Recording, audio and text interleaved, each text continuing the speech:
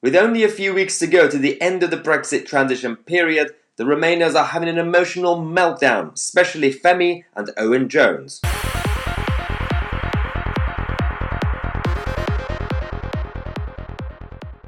Hello everyone and welcome to the second video of the day.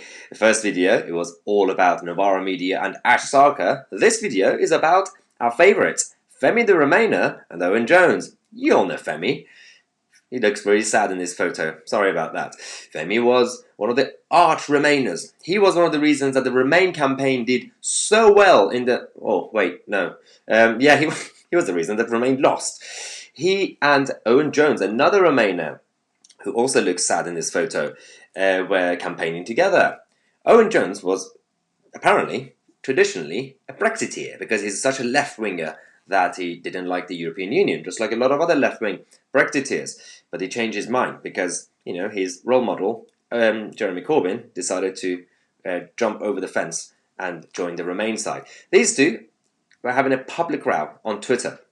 I know most people don't really go on Twitter anymore because Twitter is not the real world, but we're going to have some entertainment tonight for you guys because it's Saturday. Let's have a light-hearted video. So, I'm not going to take any sides because I can't agree with either of them, but we're going to keep a score. So let's start with this. Owen Jones tweeted an article about Sir Keir Starmer. He said, objectively, it's very funny that people who call Jeremy Corbyn a Brexiteer, even when he backed a second referendum, are going to support Labour voting for Boris Johnson's hardcore Brexit, or even vote for it themselves. Dark, funny. Well, no, dark, annoying, but funny. That's literally like my biography. Dark, annoying, and funny. That's me. So, it's because Owen Jones doesn't like Sir Keir Starmer. He's part of the other gang who's still obsessed with Jeremy Corbyn. So, Femi came back. Femi said, who was the loudest second referendum Labour voice? Starmer. Can Brexit be stopped now? No. Is a deal now the only way to stop no deal? Yes. Could Brexit have been stopped when Corbyn was leader? Yes. No. Did he spend 30 years supporting Brexit? Yes. Did he support Brexit mid-2016 to 2019? Yes. Okay, apart from the last bit, it's 1-0 to Femi, so keep the score. So that's a good expose. Well done, Femi. Owen Jones comes back. People like you intentionally made any option other than reversing the referendum result toxic. Ooh, that's good. 1-0. Including the softest possible Brexit. And now you've ended up backing Boris Johnson's hardest Brexit. That, again, makes no sense.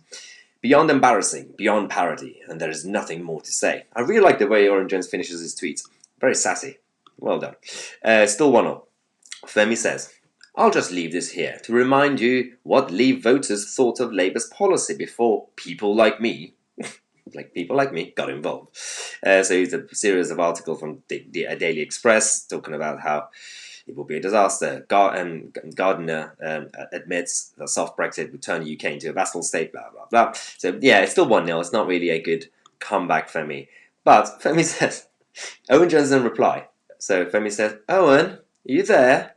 Explain to me how a Brexit policy that even Corbyn ally Barry Gardiner called a vassal state would have been attractive to northern voters who wanted to take back control and attractive enough to warrant alienating the 71% of Labour voters who voted Remain.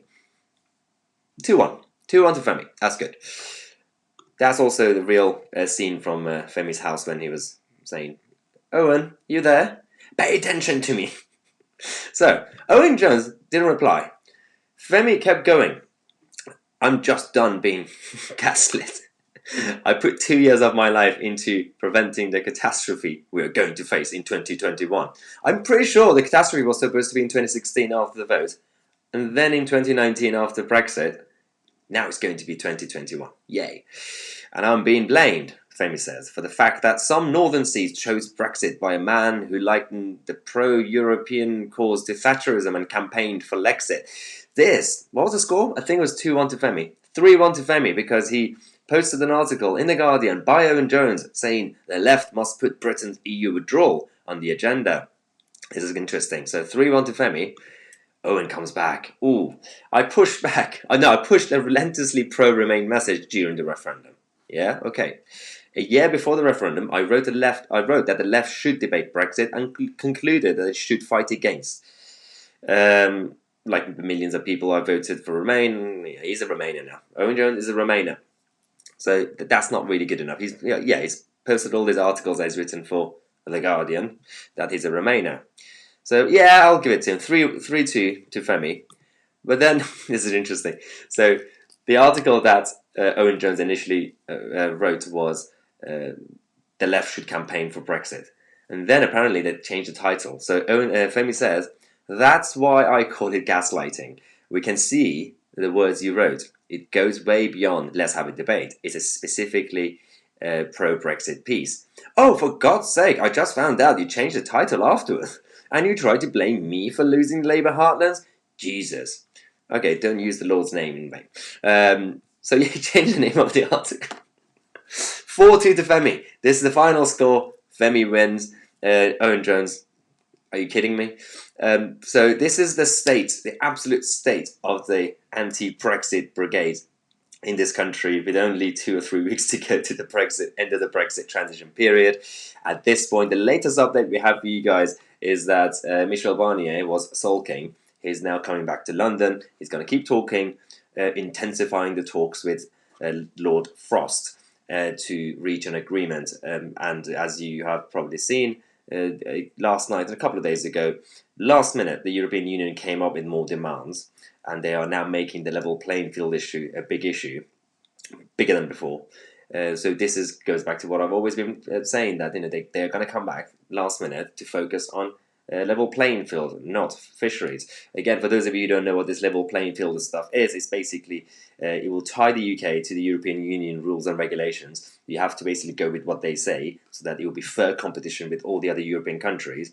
But that means you can't really be free and sovereign to freely trade with other countries outside of the European Union. So that's the point of it. It's a protectionist measure which will keep you as a member without being a member. So the fisheries stuff is actually nonsense. It's all about this. I'll keep you guys posted on this Brexit issue on a daily basis. But let's talk about grown-up politics. Technically, not Owen Jones or Femi. Let's talk about our beloved Mayor of London, Sadiq Khan. Okay, apologies.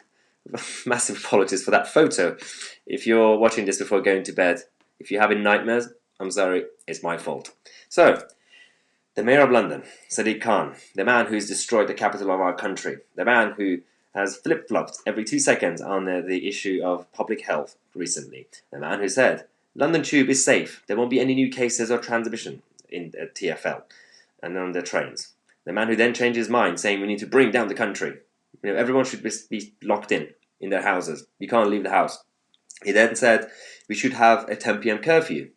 And then he said we should abolish the curfew. And then he said we should have a curfew, but extend it till later, like 11 p.m. What is he going to say next? The issue now we have is Christmas shopping. So, it's time for Christmas shopping. Have you done yours? Better do it soon. Because Sadiq Khan has an advice. Very sound recommendation on how to do Christmas shopping, because a lot of people are going to go to shops.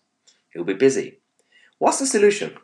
Telling people, all of them, to go at different times. So he tweeted, if you're out shopping this weekend, remember to do it safely.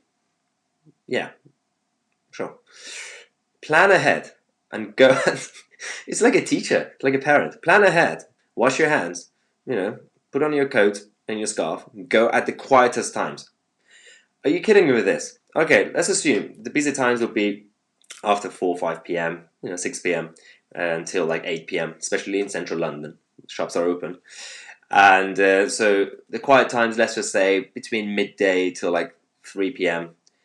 So he now wants everyone, instead of going in the evenings, to go between like 12 p.m. and 3 p.m. Everyone. What do you think will happen? Not everyone goes at the same time, at the quietest time. It won't be quiet anymore, Sadiq. Wear your face mask. Okay, fine. Keep a safe distance from others. Yeah. Hashtag London together. I don't even know what that means. So this is our Mayor of London, who's now advising people, all of them, to go shopping at the same time to make it even busier and crowded. This is the state of British politics, ladies and gentlemen. And this is exactly why We need people in the media to expose these people. They don't do it. They're more obsessed with weird gossip politics in Westminster that doesn't really affect people and ordinary people's lives out there. But that's why we're here, because we are the media. And as you know quite well, we believe in Britain. I got my merchandise. If you haven't gotten yours, Christmas is coming. Do some Christmas shopping. Get your I Believe in Britain merchandise. Get the hoodies, get the coffee mugs, t-shirts, everything else that we have. We're going to add more products as well. So for Christmas shopping, get this for your loved ones. And also if you're a member of the channel, you get a special discount as usual. Thanks again, everybody, for watching. Have an amazing weekend and evening. I'm Maya CC, and I'll see you guys in the next video.